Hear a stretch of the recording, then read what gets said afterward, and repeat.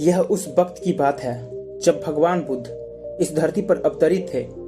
एक व्यक्ति जिसके पास धन दौलत की कोई भी कमी नहीं है, उसके साथ जीवन काटने वाली पत्नी और राम लक्ष्मण जैसे 2 बच्चे भी हैं। उसके पास लगभग सब कुछ है। फिर एक दिन उस व्यक्ति के मन में भगवान को पाने की लालसा जगी। उसने सोचा कि मैंने बहुत सारा धन कमा लिया, अब कभी भी हमें धन की कमी नहीं आएगी, पर मेरे पास ईश्वर नहीं है, मुझे ईश्वर के दर्शन करने हैं। उस व्यक्ति ने ईश्वर खोजने की ठान ली।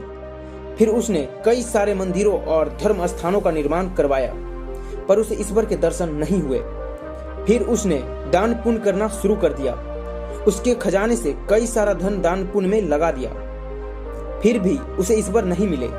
फिर उस व्यक्ति ने सोचा कि अब मैं बड़े बड़े धामों के तीर्थ करता हूँ। उस व्यक्ति ने कई तीर्थ स्थानों के दर्शन किए। ऐसे ही लगभग 20 साल गुजर गए, पर उस व्यक्ति को ईश्वर नहीं मिले। भगवान को पाने की कोशिश करते करते वो इंसान थक गया और आखिरकार वो एक दिन महात्मा बुद्ध के पास गया और कहने लगा कि महात्मा, मैं 20 सालों से ईश्वर की खोज कर रहा हूँ, पर मुझे ईश्वर कहीं भी नहीं मिले। क्या आप मुझे ईश्वर पाने का कोई मार्ग दिखा सकते हैं? उस व्यक्ति की बातें सुनकर महात्मा बुद्ध उससे पूछने लगे कि सुनो बालक, ईश्वर खोजना कोई बड़ी बात नहीं है, वह तो बड़ी आसानी से मिल जाते हैं। अच्छा, तुम ये बताओ कि ईश्वर को खोजने के लिए तुमने क्या क्या किया और कहां कहां खोजा?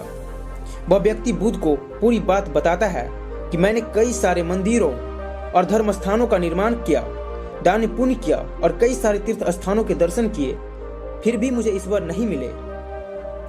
महात्मा बुद्ध उसकी बातें सुनकर हंस पड़े और कहा, ठीक है, तुम्हें ईश्वर के दर्शन करने हैं ना, तुम शाम के वक्त मेरे पास आ जाना, तुम्हें ईश्वर मिल जाएंगे। वो सज्जन खुश होकर चला गया कि मुझे आज ईश्वर के दर्शन होंगे। फिर कुछ देर बाद संध्या होने को आई, पर महात्मा बुद्ध संध्या होने से पहले कुछ ढूंढने लगे। शिष्यों ने आकर पूछा कि गुरुजी, आप क्या ढूंढ रहे हैं? महात्मा बुद्ध ने बताया कि मेरे पास एक कीमती मोती था, परंतु वो कीमती मोती खो गया है, मैं उसी को ढूंढ रहा हूँ।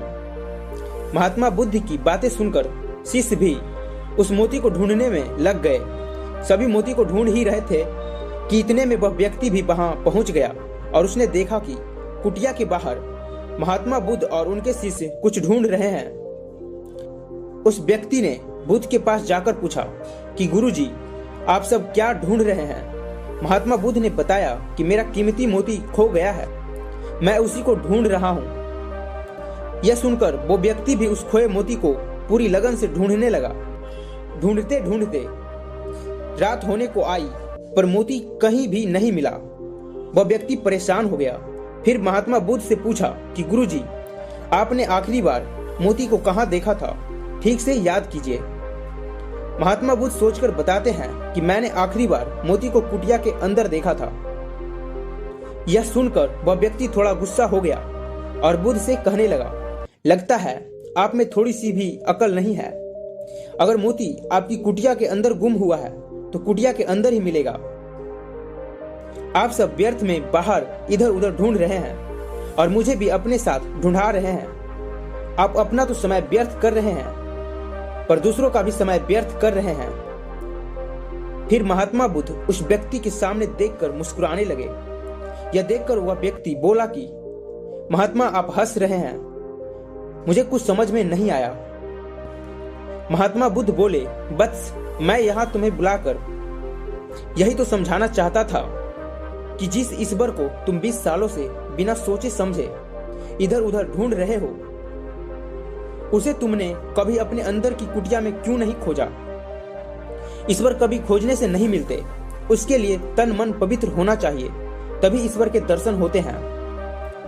अगर तुम ईश्वर के सच्चे दर्शन करना चाहते हो तो इधर उधर भटकना छोड़कर अपने अंतर आत्मा में ध्यान लगाओ, ईश्वर तुम्हें वहीं मिलेंगे।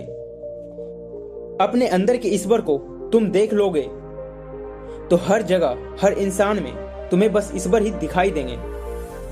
महात्मा बुद्ध की अमृत भरी वाणी सुनकर उस व्यक्ति को अपनी गलती का एहसास हुआ और बुद्ध के चरणों में गिर पड़ा और माफी मांगते हुए कहा कि मैं व्यर्थ ही इधर उधर भटक रहा था। वास्तव में तो ईश्वर हमारे अंदर ही होते हैं।